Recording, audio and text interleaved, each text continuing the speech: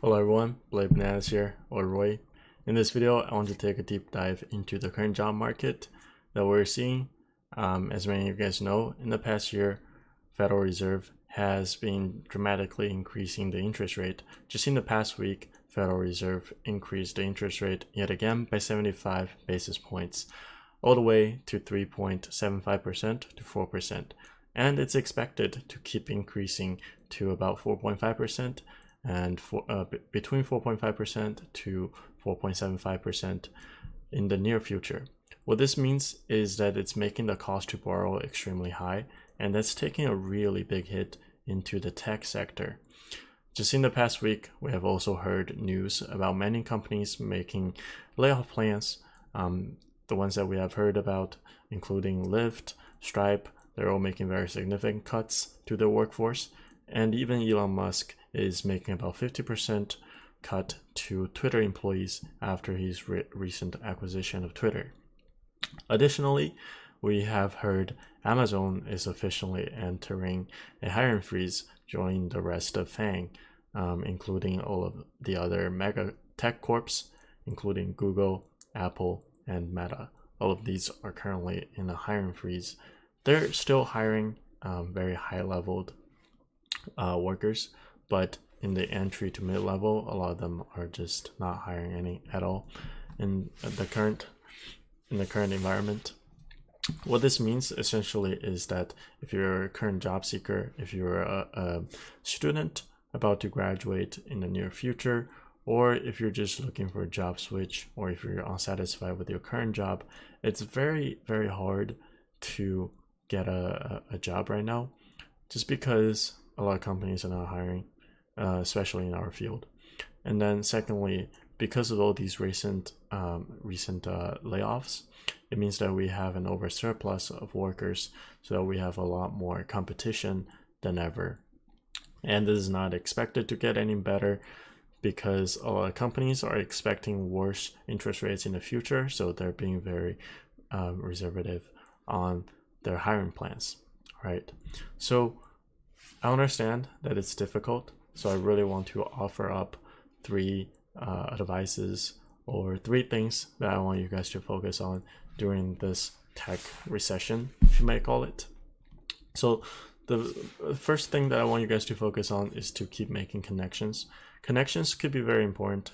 Connections include alumni, friends, or workers that you've worked with in the past, colleagues, or mentors perhaps that you have worked in the past.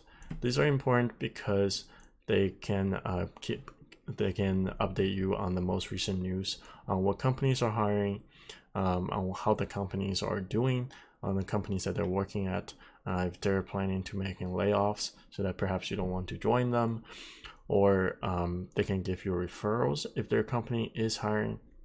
All of these really add up, even though one connection might not seem important. But if you have 100 plus connection, for example, if you only have a friend who works at Apple, you're probably not going to get too much out of that.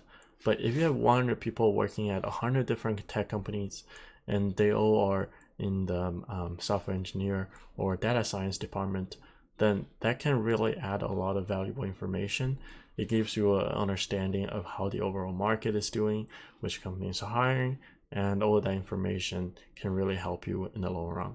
So even in the economic downturn, it's still important to keep focusing on these little things.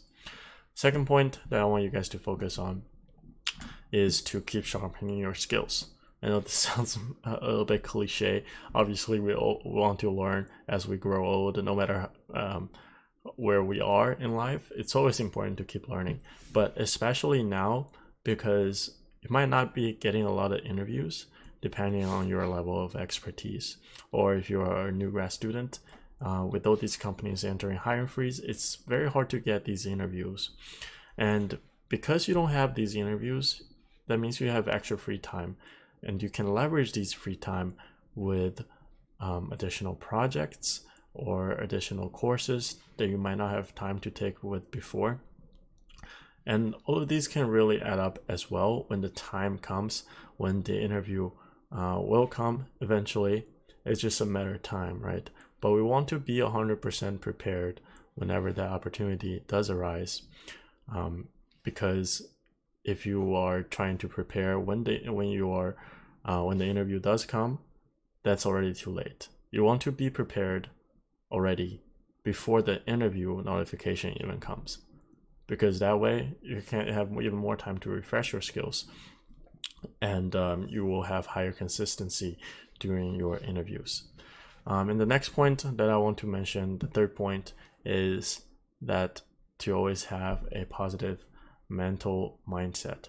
I like to say this a lot, but worrying and getting stressed does not solve the problem at all. If it does, we wouldn't have any problems to begin with, right?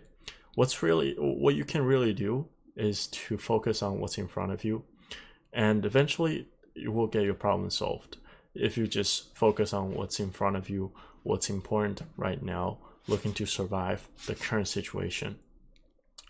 I understand that it's a little bit unfair for me to say this, because I'm in a very privileged position right now, where I do have a job and I don't have to be in the job market to look for another job. So I don't really understand how bad the situation is.